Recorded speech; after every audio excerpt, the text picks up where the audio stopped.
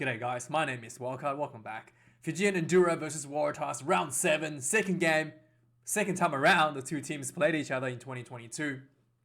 This was played in the Gold Coast. The Fijian Druas has to move their home base due to the flooding in Queensland and also due to there's some illness issues inside the team. So yeah, this is a rough situation for the Fijian Druas to come out and play a very well drilled Waratahs game. This is a really tough match for the Druas. So overall, this was a pretty good performance from the Waratahs. We saw the big return of the captain himself, Michael Hooper, and also this is the first time ever Michael Hooper played shoulder to shoulders alongside Jamie Roberts, the Welsh international former Lions. I'll never forget. And so yeah, this was quite a big game. And obviously the Waratahs has that experience with the internationals coming off the bench. Really made a big difference, I thought, against the Druas. The Druas obviously has still a fair bit of work. Obviously, disruptions did not help them in the meantime.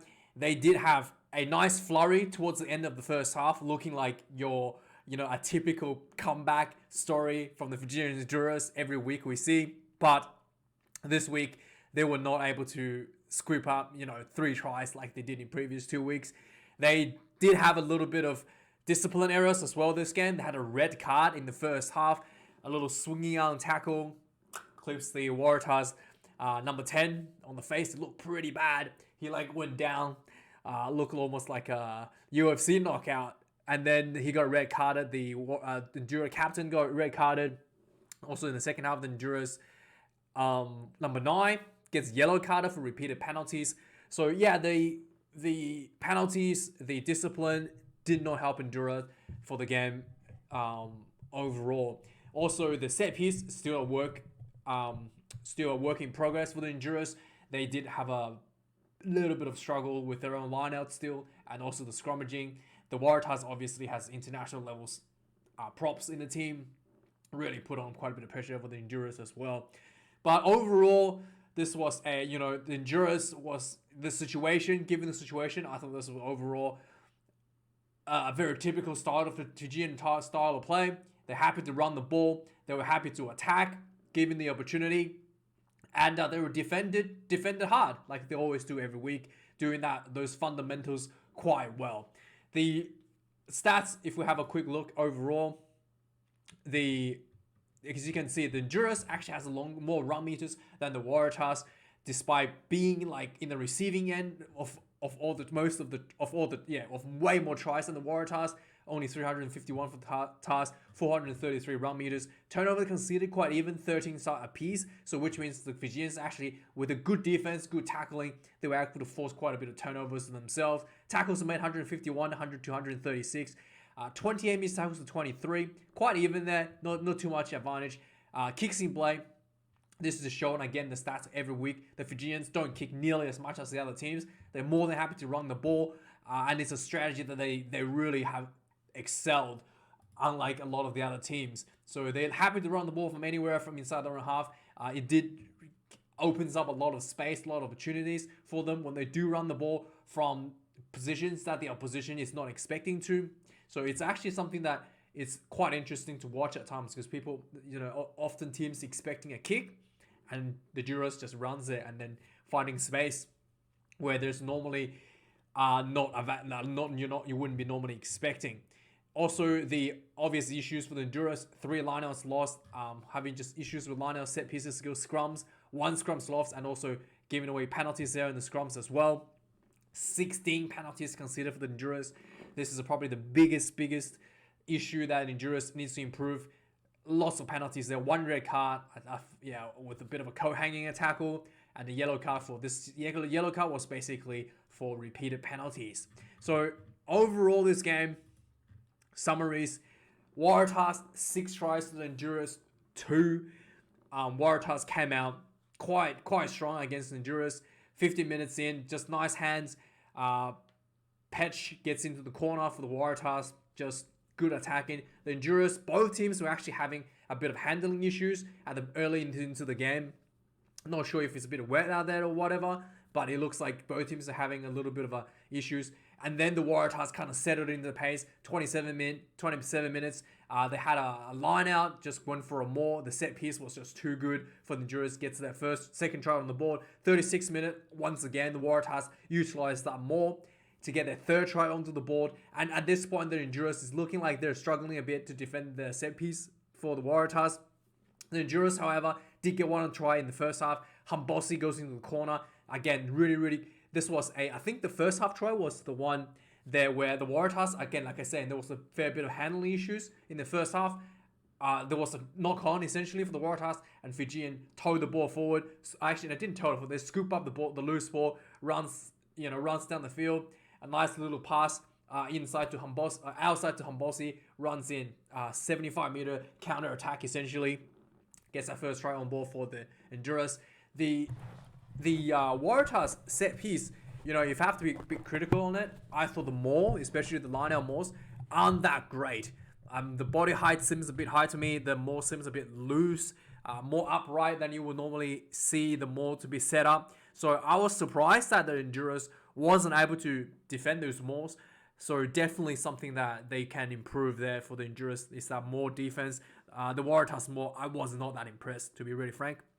Second half, 43 minutes into the game. So first up, Michael Hooper returns on half-time. So I was wondering if he's going to get 10 minutes or 20 minutes. He got the full entire second half. And yeah, he looked fresh, looked good. Came out of the gates looking quite fresh, leading the way. Waratahs came out of the gates, put the first try on the board in 3 minutes in the second half. Holloway gets in for a try. And then Hooper, the returning captain, gets the second try in the second half of the Waratahs. 51 minutes into the game. This is just something that you don't really expect, and this is something that Cooper started to show a lot more after he returned from Japan, is that support running that he does quite often. We saw when he played for the Wallabies.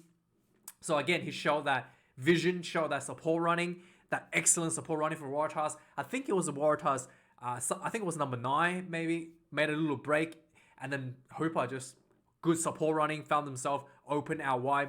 As the number 9 was getting tackled, pops the ball out to Hooper, goes in under the post.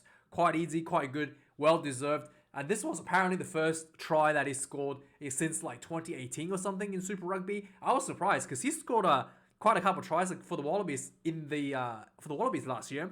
So it's really good to see that a veteran of the rugby. Test rugby over 100, I think it was 110 something, 115 test caps. He is still improving his game and starting to find themselves in those important positions to score tries, to follow up his team, support his team for those finishing bit of tries. Yeah, it's really good to see something that he hasn't even shown, since 2018. It's something that he's developed recently. So I was pretty impressed by that. And then the Fijians, after this try was scored, managed to strike back. The Fijian just basically some good hard running Fijian football. Literally 2 minutes later, goes into the corner for the Fijians. Nasove goes in at 54th minute. And then the Waratahs kind of stabilizes again. The both teams, especially the Fijians in the second half, the discipline was cost the team quite a bit. There was a little bit of handling errors for both teams as well. Eventually, Waratahs gets their 6th try. Nawa Kanatawasi, who is also apparently a Fijian heritage player, goes into the corner for the Waratahs on the 63rd minute. And that was pretty much it. Sealed the deal. The Honduras looked like they were trying really hard in the last couple, like 20 minutes of the game to try to come back. But yeah, wasn't able to build that momentum, wasn't able to build that consistency to get that, flurry of tries that they've had in the previous weeks this time around. So overall, yeah, I thought this was a really solid performance by the Waratahs. Lots of work for Fijians. It's understandable due to the circumstances they're under. Obviously they apparently had a flooded training base, so they had to move to relocate to the Gold Coast, which is quite difficult already. And then also plus the illness in the team is really disruptive to say the least. And so hopefully, the both teams still has room for improvement, plenty of room for improvement for both teams. And yeah, good to see that both teams are going to. Hopefully, we can see both teams continue to improve going forward. And that's the match review, guys. Let me know your thoughts.